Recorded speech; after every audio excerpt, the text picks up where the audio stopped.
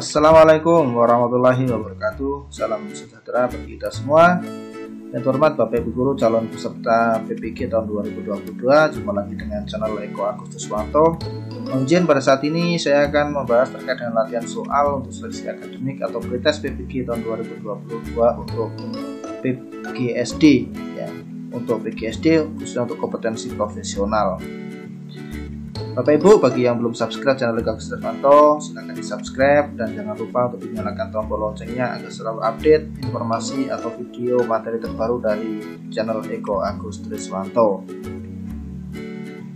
Langsung pada soal Bapak Ibu, terdapat sebuah teks. Pertama adalah teks tentang kemiskinan.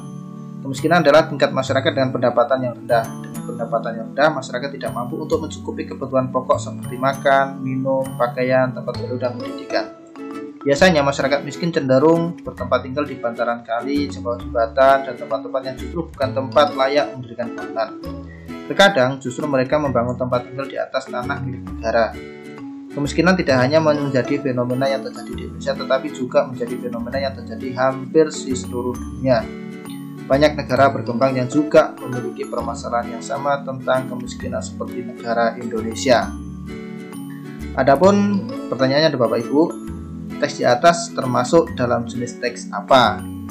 Ada 5 pilihan. Yang pertama adalah teks deskripsi, B adalah teks eksposisi, C adalah teks eksplanasi, D adalah teks narasi, dan E adalah teks prosedur. Baik, akan kita jabarkan satu persatu dari masing-masing tersebut Bapak Ibu. Pertama adalah teks deskripsi. Teks deskripsi adalah atau merupakan teks pemaparan atau penggambaran dengan kata-kata yang jelas dan terperinci. Itu adalah teks deskripsi. Kemudian adalah teks eksposisi adalah teks sebuah gambaran atau paragraf yang mengandung informasi atau pengetahuan yang mencoba digambarkan dalam bentuk padat, singkat, dan jelas. Itu adalah teks eksposisi. Yang ketiga adalah teks eksplanasi, adalah tulisan yang berisi penjelasan tentang sebab akibat serta proses yang berhubungan dengan fenomena-fenomena alam maupun sosial yang terjadi.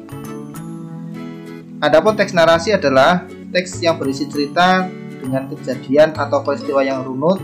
Jadi teks ini memuat kronologinya terjadinya suatu peristiwa. Adapun teks prosedur adalah teks yang berisi tentang langkah-langkah atau tahap-tahap untuk melakukan sesuatu secara berurutan. Nah, jika kita melihat teks di atas, yang paling tepat atau paling cocok itu adalah teks eksplanasi. Jadi jawabannya adalah yang C, yaitu tulisan yang berisi penjelasan tentang sebab, akibat, serta proses yang berhubungan dengan fenomena-fenomena alam maupun sosial yang terjadi. Jadi jawabannya adalah yang C. Soal yang kedua masih terkait dengan teks Bapak Ibu, terkait dengan gempa bumi. Gempa bumi merupakan getaran atau goncangan yang terjadi karena pergeseran atau pergerakan lapisan batu bumi yang berasal dari dasar permukaan bumi.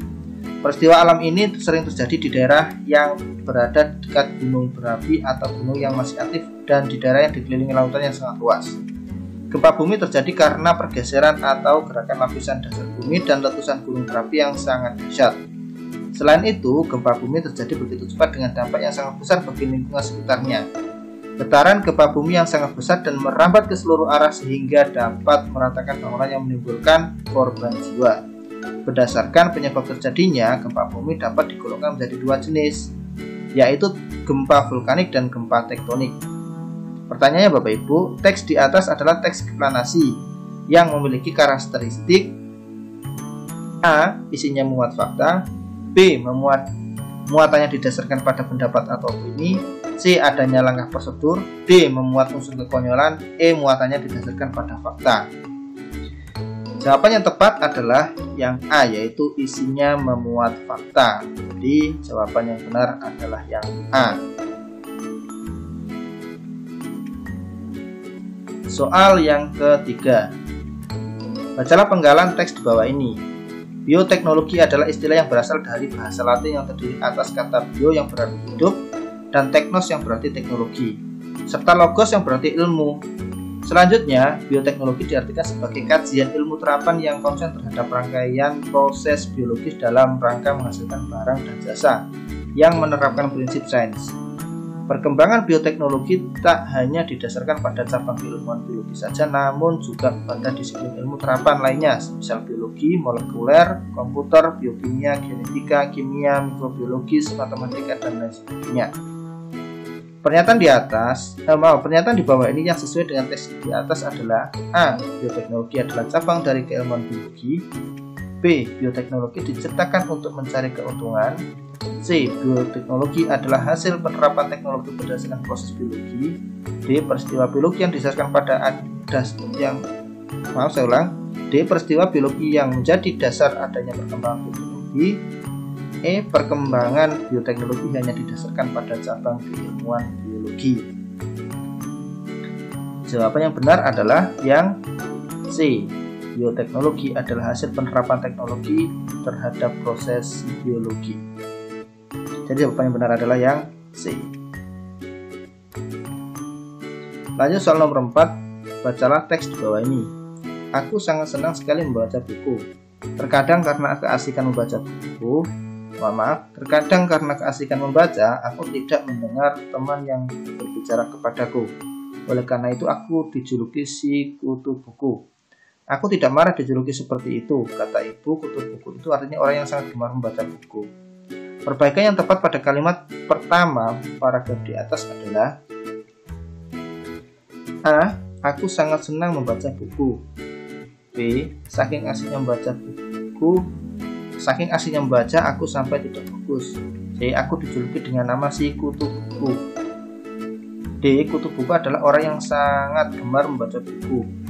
E. Aku adalah orang yang sangat senang membaca. Jadi untuk kalimat pertama pada paragraf di atas dapat diperbaiki dengan pilihan yang A, yaitu aku sangat senang membaca buku. Karena di atas ada sangat, senang, dan sekali. Jadi cukup menggunakan sangat atau sekali saja. Jadi jawaban yang benar adalah A. Aku sangat senang tanpa menggunakan kata sekali. Jadi jawaban yang tepat adalah yang A. Soal nomor 5. Baca dan analisis teks berikut. Pendidikan di Indonesia dewasa ini masih tertinggal cukup jauh dengan pendidikan yang berada di daerah-daerah lain yang ada di dunia. Bahkan Indonesia sendiri masih kalah dengan negara jiran kita, yakni Malaysia dan Singapura, dalam bidang pendidikan. Hal ini dapat disaksikan dari banyaknya penduduk mereka yang memperoleh pendidikan sampai ke perguruan tinggi. Sedangkan di Indonesia, jumlah penduduk yang mendapatkan pendidikan saja masih jauh tertinggal dengan negara lain, apalagi di daerah-daerah tertinggal seperti NTB, NTT, Papua, dan masih banyak lagi daerah lainnya. Ketertinggalan pendidikan di daerah-daerah tersebut disebabkan karena tidak meratanya pendidikan di negara Indonesia. Pemerintah hanya membangun fasilitas pendidikan di daerah perkotaan terkhusus Pulau Jawa. Tidak hanya itu, terbatasnya jumlah guru yang ada di daerah tersebut juga ikut menciptakan semakin jauhnya akses pendidikan yang ada di daerah. Akhirnya, pendidikan Indonesia tidak merata serta cenderung tertinggal, sehingga belum mampu untuk bersaing dengan negara lain yang ada di dunia. Analisislah teks tersebut, kemudian tentukan karakteristik teks argumentasi yang mana yang tergambar di dalam teks. Pilihan A adalah bersifat fiksi, B bersifat fakta, C bersifat sebab akibat, D bersifat akibat sebab, E adalah bersifat mempengaruhi. Jawaban yang benar adalah yang C, bersifat sebab akibat. Jadi teks di atas adalah teks argumentasi yang memiliki karakteristik bersifat sebab akibat. Soal nomor 6. Bacalah teks di bawah ini. Saat ini masih banyak dari guru dan orang tua murid yang tidak sabar dalam mendidik peserta didiknya. Padahal dalam mendidik anak, kesabaran sangat diperlukan, seperti yang telah diutarakan oleh salah satu filsuf legendaris Yunani, yaitu Plato, bahwa pendidikan merupakan proses yang panjang dan dijalani seumur hidup, yaitu mulai manusia itu masih kecil hingga manusia beranjak dewasa. Oleh sebab itu, sudah sepatutnya selaku guru dan orang tua murid mendidik anaknya dengan sabar dan berorientasi pada proses, supaya nantinya anak dapat berkembang dengan baik dan dengan sewajarnya. Dengan demikian pula potensi yang dimiliki anak juga dapat tumbuh berkembang dengan baik dan alami. Analisislah teks di atas, kemudian berdasarkan karakteristik yang tergambar teks di atas termasuk jenis pengembangan paragraf: A. Deskriptif, B. Argumentatif, C. Naratif, D. Persuasif, E. Eksposisi. Jawaban yang benar adalah yang D, yaitu persuasif. Jadi karakteristik yang tergambar termasuk jenis pengembangan paragraf persuasif. Soal nomor 7. Bacalah teks di bawah ini. Malam ini indah sekali, di langit bintang-bintang berkelip-kelip memancarkan cahaya temaram. Hawa dingin menusuk kulit, sesekali terdengar suara jangkrik, burung malam dan kelelawar mengusik sepinya malam. Angin berembus pelan dan tenang. Berdasarkan teks di atas, sebuah paragraf harus memiliki syarat tertentu, yaitu A. Kelengkapan kesatuan dan kepaduan, B. Kelengkapan persatuan dan keadilan, C. Kelengkapan kesantunan dan kerancauan, D. Kepaduan, kesatuan dan kesukaan, E. Kepaduan, kesantunan dan keadilan. Jawaban yang benar adalah yang A, yaitu kelengkapan, kesatuan dan kepaduan. Soal nomor 8. Bacalah teks di bawah ini.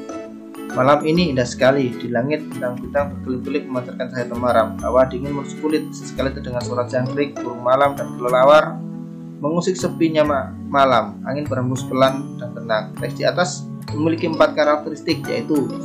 Menuliskan atau menggambarkan sesuatu, 2. Menggambarkan penggambaran tersebut dilakukan sejelas-jelasnya dengan meliputi kesan indera, 3. Membuat pembaca dan pendengar merasakan sendiri,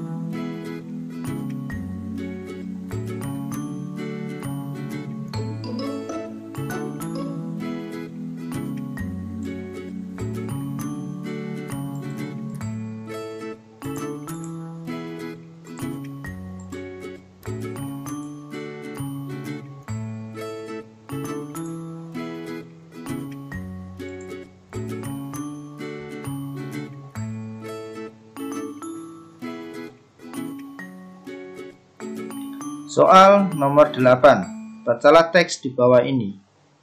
Malam ini indah sekali, di langit bintang-bintang berkelip-kelip memancarkan cahaya temaram. Hawa dingin menusuk kulit, sesekali terdengar suara jangkrik, burung malam dan kelelawar mengusik sepinya malam.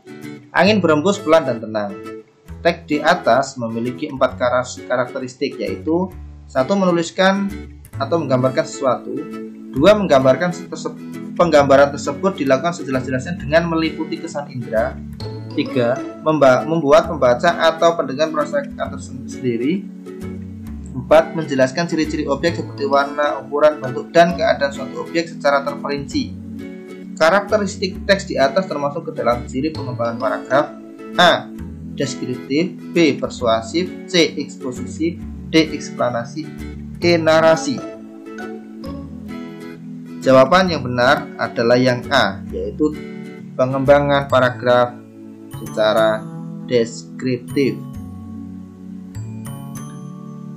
Soal nomor 9. Teks eksplanasi membahas berbagai fenomena kecuali A. Fenomena alam, B.